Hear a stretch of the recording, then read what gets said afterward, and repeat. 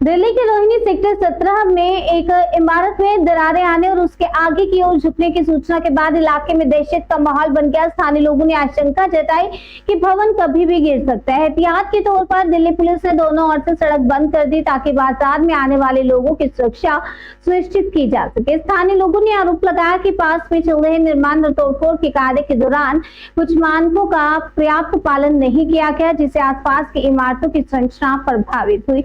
लोगों ने मांग की कि पूरे मामले की निष्पक्ष जांच कराई जाए। यदि किसी स्तर पर लापरवाही पाई जाती है तो संबंधित जिम्मेदार लोगों के खिलाफ कार्रवाई की जाए। ये घटना हाल ही में रोहिणी सेक्टर 16 में हुए भवन हादसे के बाद सामने आई, जिससे लोगों की चिंता और बढ़ गई है। निर्माण संबंधी लापरवाह नियमों के उल्लंघन के आरोपों की आधिकारिक पुष्टि फिलहाल नहीं हुई है। संबंधित एजेंसी की जांच के बाद ही स्थिति स्पष्ट होगी।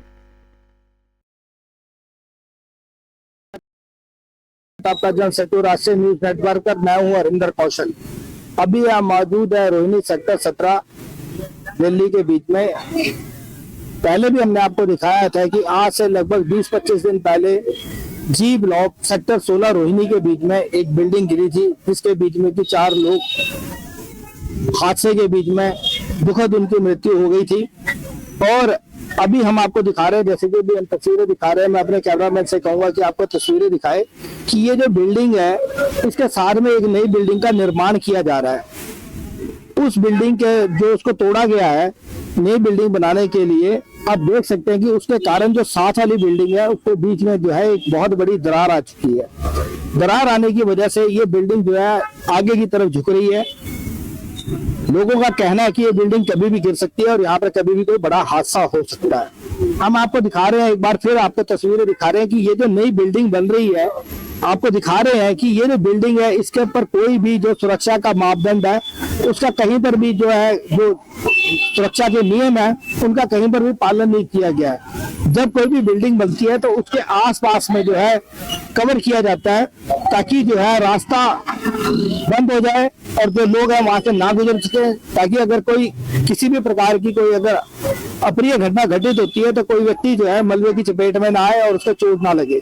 अगर वैसे भी अगर बिल्डिंग नहीं भी गिरती है तब भी जब बिल्डिंग का निर्माण होता है तो बहुत सारा सामान है जो ऊपर लेके जाया जाता है, जैसे ईंट हो गई, सरिया हो गया, लकड़ी का बहुत सामान होता है, वो भी किसी के ऊपर गिर सकता है। लेकिन हम आपको फिर दिखा रहे हैं कि यहाँ पर किसी भी प्रकार का सुरक्षा का जो नियम है उनका पालन यहाँ पर नहीं किया गया है। और ये जो बिल्डिंग है ऐसी बनाई जा रही है ना, ये भी एक जांच का विषय बनता है कि ये जो बिल्डिंग बनाने की जो परमिशन है, क्या ये जो इससे जो संबंधित विभाग है उन्होंने इसकी परमिशन दी है, उनकी परमिशन से बनाई जा रही है।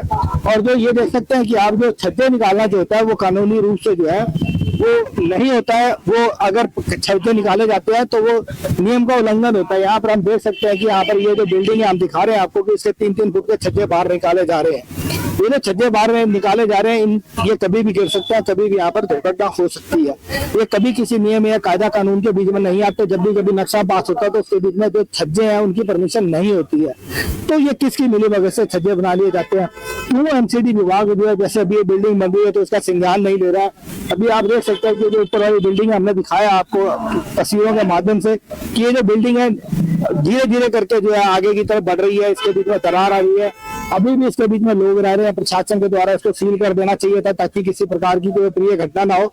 यदि अगर ये बिल्डिंग गिर जाती है, इसके बीच की मलबे के बीच में अगर लोग दबते हैं, और जैसे कि जी ब्लॉक के बीच में एक बड़ा हादसा हुआ जिसके बीच में 4 लोगों की मृत्यु हो गई थी, जो कि आधिकारिक तौर पर जिसकी पुष्टि की गई है, ऐसा हादसा यहाँ भी हो सकता है। क्यों दिल्ली के बीच में जो है दिल्ली नगर निगम क्यों इसका संज्ञान नहीं लेता? क्यों इसके ऊपर इतनी ढिलाई बरती जाती है कि जब कोई बड़ा हादसा हो जाता है तो उस समय जो है सरकार की नींद खुलती है, सरकार आती है और आखिर जो है वही लीपापोती, वही बयान और एक दूसरे के ऊपर जिम्मेवारी डालने के बाद क्या होता है, वहां पर जो ठेकेदार होता है उसको जो है गिरफ्तार कर लिया जाता है और उसके ऊपर सारा जो उसके ऊपर जो छोड़ने के बाद जो है केस को जो है बंद कर दिया जाता है। आगे उसके ऊपर क्या जांच होती है क्या नहीं होती है, ये जांच का विषय है।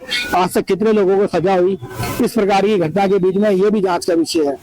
अब यहाँ पर जो लोग उपस्थित हैं उनसे जानते हैं कि ये क्या बिल्डिंग जो है वाकई में यहाँ पे झुक रही है और यहाँ किस प्रकार, जैसे कि आप देख सकते हैं कि दिल्ली पुलिस के द्वारा यहाँ पे ये बैरिकेड लगा दिए गए हैं। दोनों तरफ हम दिखा रहे हैं आपको, उस तरफ भी लगा दिए गए हैं। इस रास्ते को बंद कर दिया गया है ताकि अगर ये बिल्डिंग यहाँ पर गिरती है तो कोई भी व्यक्ति, जैसे कि जी ब्लॉक के बीच में जब बिल्डिंग गिरी थी तो लोग सड़क के ऊपर से जो जा रहे थे वो हादसे का शिकार हो गए थे।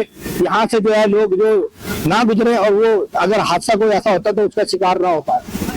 तो जैसा कि भी हमने आपको दिखाया और आपको बताया है कि यहाँ पर कभी भी कोई बड़ा हादसा हो सकता है। जो म्युनिसिपल कॉर्पोरेशन है, डीडीए है और जो पुलिस है उसको इसका संज्ञान लेना चाहिए और यहाँ पर आकर जो एनडीआरएफ की टीम है उनको भी आकर देखना चाहिए कि अगर ये बिल्डिंग वाकई में अगर ये हादसे का शिकार होने वाली है तो इसके ऊपर इसको तुरंत प्रभाव से इसको सील करना चाहिए और ये जो नई बिल्डिंग बन रही है इसको बंद करना चाहिए ताकि ये जो बिल्डिंग बन रही है इसकी वजह से जो दूसरी बिल्डिंगें भी जो खतरे के बीच में आ रही है उनके ऊपर किसी प्रकार का खतरा ना बढ़ रहा है। आप देख सकते हैं कि इसकी तरफ भी हम आपको दिखा रहे हैं कि इसके जो साथ वाली बिल्डिंग है वो भी लगभग 4 स्टोरी बिल्डिंग बनी हुई है।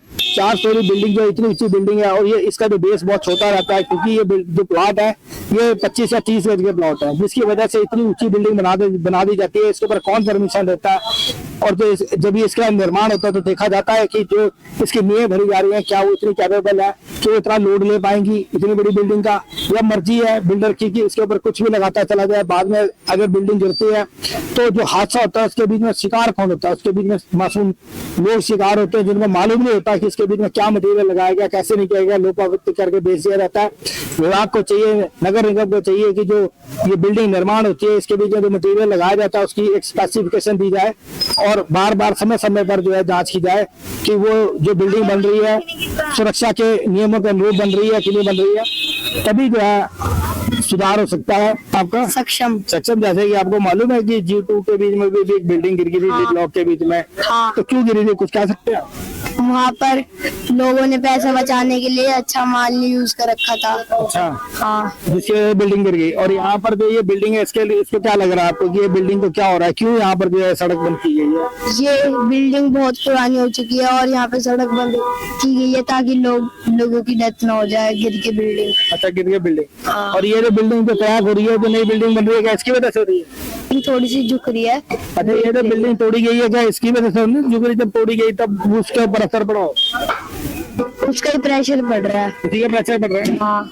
जैसे कि हमें सक्षम ने बताया कि ये जो बिल्डिंग है जो तोड़ी जा रही है इसके प्रेशर की वजह से ये बिल्डिंग झुक रही है और इतना छोटा बच्चा है इसको भी मालूम है कि जो बिल्डर है वो घटिया मटेरियल लगा रहा है जिसकी वजह से बिल्डिंगें गिर रही हैं।